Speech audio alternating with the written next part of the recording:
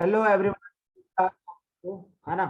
आज बताऊंगा आपको कि जनरल स्टडीज में आपका जीएस वाले पेपर में किस तरह से हम general principles of design drawing and importance of safety को हैंडल कर सकते हैं और किस तरह के सिलेबस आपके आते हैं। है ना। सिलेबस क्या है आपका इस पोर्शन से और किस तरह से पढ़ाई किया जा सकता है इस चैप्टर को, ये आपका आएगा जीएस इंजीनियरिंग सर्विसेज में। गाइज मैंने जो है अपना बैच स्टार्ट कर चुका है। किन्हीं को अगर पढ़ना हो तो सिग्नल सिस्टम अभी चल रहा है।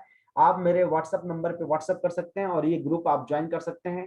एंड आप ये इस पेंडेमिक सिचुएशन में आप इसका फायदा उठा सकते हैं। राइट। चलिए, so let's start. General principle of design and drawing. General principle of design and drawing ये सबसे इंपॉर्टेंट सब्जेक्ट्स है। इसका वेटेज जो है आपको 20 मार्क्स के अराउंड में आएंगे आपके जीएस पेपर में। है ना। तो जीएस पेपर में आपका ये 20 मार्क्स के अराउंड में आएंगे। इसमें 3 सब्जेक्ट्स है my dear friends. There are 3 subjects. ये 3 सब्जेक्ट्स का कॉम्बिनेशन है। एक है कौन सा, डिजाइन, जो मैकेनिकल पार्ट है, मैकेनिकल वाले ये पढ़ते हैं ज्यादा। ठीक है। एंड दूसरा आपका है engineering drawing. Engineering drawing, okay. Engineering drawing जो आप फर्स्ट सेमेस्टर में पढ़े होंगे आप या सेकंड सेमेस्टर में पढ़े होंगे, है ना। तो इंजीनियरिंग ड्राइंग जो आप पढ़े हैं फर्स्ट या सेकंड सेमेस्टर में, वो बहुत ही इंपॉर्टेंस आपका रखता है इस सब्जेक्ट्स में। ठीक है। एंड अगला आपका है importance of safety. Importance of safety, है ना। सेफ्टी से रिलेटेड अगर हम किसी भी ऑर्गेनाइजेशन में काम कर रहे हैं तो किसी भी ऑर्गेनाइजेशन में उसकी सेफ्टी, आपको सेफ्टी से काम करना पड़ेगा। तो क्या क्या हम सेफ्टी रख सकते हैं किसी भी फील्ड में, उसके बारे में पढ़ना है आपको यहाँ पे। ठीक है। तो इस सब्जेक्ट को 3 पार्ट में डिवाइड किया गया। General principle of design drawing and importance of safety. Okay okay. Now general principle of design. Design के अंदर हमको क्या क्या पढ़ना है ना। डिजाइन कितने तरह के होते हैं, किस तरह से किसी भी फंक्शंस को डिजाइन कर सकते हैं, किसी भी मशीन को कैसे डिजाइन कर सकते हैं, उसके बारे में इंट्रोडक्शन चैप्टर पढ़ना है। ओके। सेकंड, इंजीनियरिंग डिजाइन क्या है। इंजीनियरिंग डिजाइन, जो भी आप इक्विपमेंट यूज कर रहे हैं, किसी भी तरह का इक्विपमेंट का डिजाइन कैसा होना चाहिए एंड कैसे आप डिजाइन को तैयार कर सकते हैं। So how you can prepare the design, that is engineering design. And what tools are used, this is fundamental of the design. What should be the quality of the design, that comes under design of the quality. And what should be the quality function deployment, QFD, failure mode effect analysis, FMEA, Six Sigma. These are other theory जिसके ऊपर से जिसके ऊपर define करता है आपका कि किस तरह से क्वालिटी फंक्शन डिप्लॉयमेंट ये एनालिसिस होना चाहिए, 6 सिग्मा रूल को फॉलो करना चाहिए। तो 6 सिग्मा रूल क्या है इसके बारे में पढ़ना है। सो ये बेसिक पार्ट है आपका। अब देखिए इस बेसिक पार्ट को समझने के लिए या तो किसी इंस्टीट्यूट का आप अगर आप किसी भी इंस्टीट्यूट का ले सकते हैं थ्योरी पेपर, उसमें आपको मिल जाएगा, या ईच एंड एवरी पॉइंट को आप गूगल करो और गूगल से पढ़ने की कोशिश करो। ठीक है। 6 सिग्मा क्या है, 6 सिग्मा से रिलेटेड जितने भी हैं ये सारे टॉपिक्स आपको नेट पे मिल जाएंगे गूगल पे। तो बेहतर है गूगल कीजिए और उससे जाके पढ़िए, ज्यादा ज्यादा क्वेश्चंस को नोट्स बनाइए एंड ज्यादा से ज्यादा इससे रिलेटेड कुछ क्वेश्चंस को कीजिए। ठीक है। तो ये सेक्शन 1 पार्ट आपका क्लियर हो जाएगा। General principle of design, design वाला पार्ट आपके क्लियर हो जाएंगे सर। ठीक है। दूसरा देखेंगे हम लोग, नेक्स्ट जो पार्ट है आपका इंजीनियरिंग ड्राइंग वाला पार्ट। तो इंजीनियरिंग ड्राइंग के लिए हम लोग क्या करेंगे उसके बारे में देखते हैं हम लोग, है ना। देखो इंजीनियरिंग ड्राइंग आप जो है ऑलरेडी पढ़े होंगे, कहाँ पर पढ़े होंगे, इंजीनियरिंग ड्राइंग आप ऑलरेडी पढ़े होंगे, है ना। बेसिक आप पढ़े ही होंगे। ठीक है।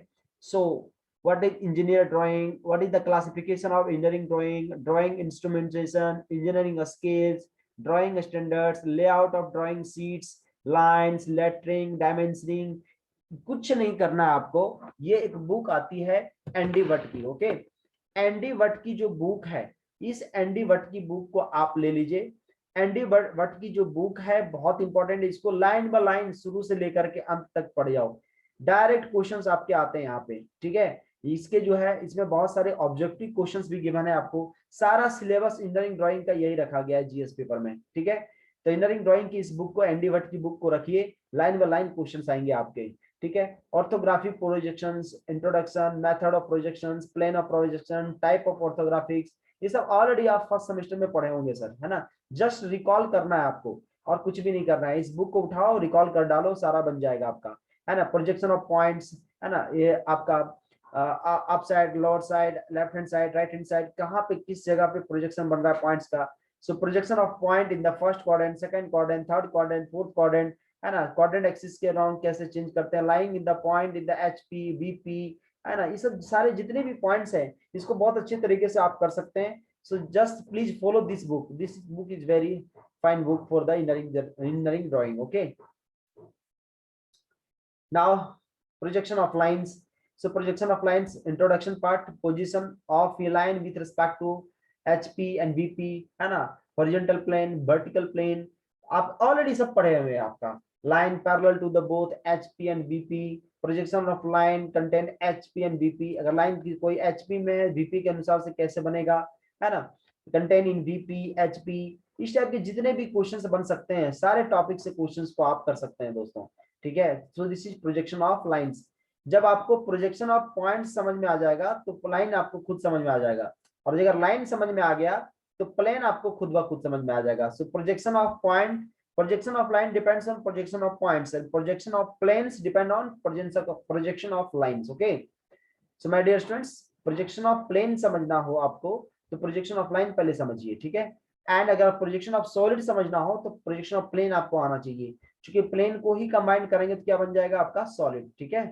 So types of solid, projection of solid, इस टाइप के जितने भी पैरामीटर्स हैं इससे क्वेश्चंस बनते हैं। So these are the syllabus of engineering drawing. Engineering drawing के सिलेबस है, अगर सिलेबस नहीं भी देखना है तो कोई दिक्कत नहीं। इसमें एक है कॉनिक सेक्शन जो पार्ट, कॉनिक सेक्शन जो पार्ट है आपका प्रोजेक्शन ऑफ सॉलिड के अंदर कॉनिक सेक्शंस आएंगे, कॉनिक सेक्शंस को भी बहुत अच्छे से आप कर लीजिएगा सर, ठीक है। अगला आपका है सेफ्टी एंड इंपॉर्टेंस।